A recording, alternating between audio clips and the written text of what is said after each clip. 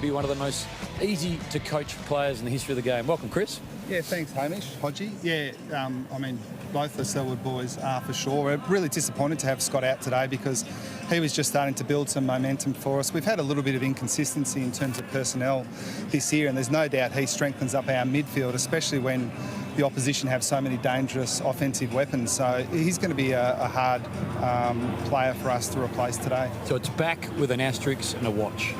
Yeah, so he felt it a little bit at training, and the hope was that he, with 2 days pre-game, that he'd recover enough if we gave him enough time. And yesterday he still wasn't anywhere near it, so it was pretty clear that he had to come out. Gary Ablett's a reasonable in. I mean, Selwood out, but we haven't seen a lot of the big three together. They played twice together. Do you know what the mix looks best together, Paddy, Joel and Gary? No, I think it's still a bit of a work in progress there, and especially when you throw a few into the mix that we weren't necessarily expecting through the pre-season. So Tim Kelly is well and truly in that mix, and this is the first game for the year that we've had the three really high-profile guys, along with Duncan and Kelly as well. So we're still feeling our way. I suspect Collingwood are a bit the same, with Wells playing his first game as well. So both teams have a bit of talent through the middle. So finding the right balance in there is probably the priority for both teams. You mentioned Mitch Duncan. You know what you're going to get from Gaz. He's going to get plenty of the ball. Danger's going to be the burst player. Joel's your in and under. Mitch sort of does all of that. If you look at his stats, he's averaging 25, 26 touches. He's getting inside 50s. He's rebound 50s, clearances. He's a bloke who can sort of just add to that midfield. Yeah, he's an interesting player for us. I said publicly maybe a couple of years ago that we might have erred as a coaching group playing him a little bit too much on the outside, because he's such an elite runner and he's a beautiful user of the ball, but his best position is probably inside, and that does speak to that balance. He can win it inside, but he's still a good user on the outside. So he's one, not that we necessarily prioritise one over the rest, but if we did, he'd be pretty close. And Harry's back. I saw him just shuffling out before, but that's sort of how he is. He and Stevie J never look like they're sound. It's good policy for a coach not to watch them in the warm-up. Either of them? Either of them, yeah. It was good with Harry. You look at Blitzarves. He's been a find. You can play him in the ruck. He can be run with the wing, and all of a sudden Harry goes down, so you chuck him full-back, centre-half back, and he's doing that very well for you. Yeah, there was a bit of a school of thought amongst our coaching group that he would end up as a key back. But, it was only last year that we had Kolodjasny, Henderson, Lonergan, and Taylor as well. So it was a bit sort of superfluous to throw him down there as well. But, when we played him there, this year's looked really solid. The challenge for us now is trying to work out what our best mix down there is as well, because Jack Henry's come in playing above his height and has done really well. We're certainly not thinking that he'll be squeezed out anytime soon. And we do have some players to come back. So, I'm speaking of it as if it's a problem, but it's a nice one to have. Some holistic philosophical questions. In terms of umpiring, we saw Luke Parker reported on Friday night. You sort of put it on the agenda. Why have the umpires have that onus at all? You reckon we can get rid of that? Yeah, absolutely. It makes no sense at all. I mean, there's an MRO that is charged with making those adjudications in the fullness of time with all the angles. It's an unnecessary burden to place upon umpires, especially when you consider that would have had an impact on Luke Parker. I mean, if the umpire's got a place to play, it's 24 hours later giving his opinion to the match review officer.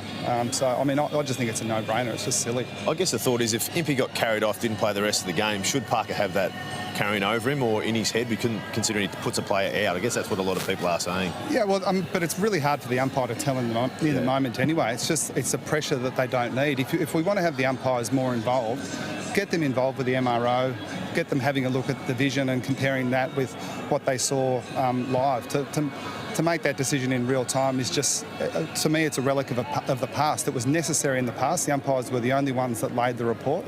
Now they virtually have nothing to do with it. Tommy Hawkins couldn't have handled himself any better early last week. Yesterday, unbelievable, you saw 3 players touch umpires, 2 Curnow brothers and Stephen May. What do you think the outcomes will be going forward? Is any touch a match, or can it be a fine? Look, I can't really speak with any authority to those incidents. I haven't looked at them closely enough. But what I would say is I think it's a little bit, and Luke can probably speak to this better than I can, it's a little known fact that there's a lot of contact between umpires and players during the game, just not much is caught by the cameras. I think we all understand, and this is the reason why we were so willing to accept Tom's ban, that we've got to be really careful, and we can't send anything like a message that suggests it's okay to make contact. But I'd say most of it's inadvertent. I just hope we don't jump at shadows on this one. Because I remember about 8 years ago, I was standing on the mark talking to the umpire, and I put my arm like that, and his reaction was, "You can't touch me." Yeah. And I was like, it was just a chat between an umpire and a player, but you could sort of see the minds of the umpires. They're being told no And there's contact. very different scenarios, aren't there? I mean, Tommy Hawkins last week, I don't think there was any malicious about it. Yesterday, Stephen May was sort of talking about what had happened, certainly not trying to be aggressive anyway. Yeah, look, and I think if the umpires thought that was the most important thing, they get nowhere near the players. But the reality is they do get very, very close to the players, sometimes right up in their face. So if we're really worried about it, maybe the instruction to the umpires might be just give the players a little bit of room, especially when they tend to be pretty emotional moments. Yeah. Coaching on the bench, Hodgie says he probably will when he coaches. Yeah, We've seen a bit of it. What do you gain from being down there? Well, I mean, the trade-off's too great for me. I lose think too much? I just think you lose the perspective that you get up in the box. One of the big advantages that coaches have over players is that we can see the whole ground and get a feel for how the game's being played and the positioning of players.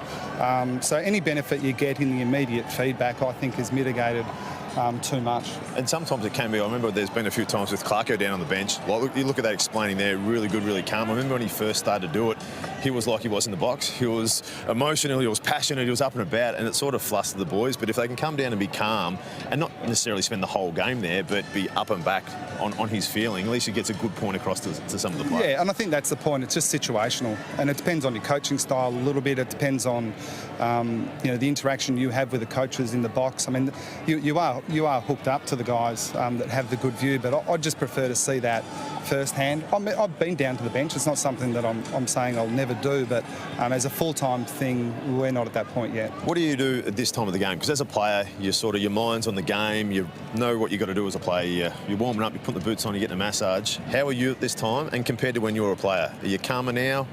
Does it do your head in a little bit? Yeah. I might need a massage just to relax a little bit. I mean, I do have the view that sometimes coaches can sort of put their stress onto players. Is that why you come out here with us? Yeah, well, I can way. tell you, if I didn't have to be here for this, I probably wouldn't be at the ground at all. I think coaches get here way too early. The players have a physical process they need to work through, but we just tend to get in the way. And I think the part that our coaches continually remind each other of is that we've done 99% of the work. The temptation is to go and just tell them one more time, which, in my experience, the players don't need. So it sounds simple, but we've done most of the work, so we just try to get out of the way now. You go and relax, have a massage. We'll take a break. More from the MCG in just a moment.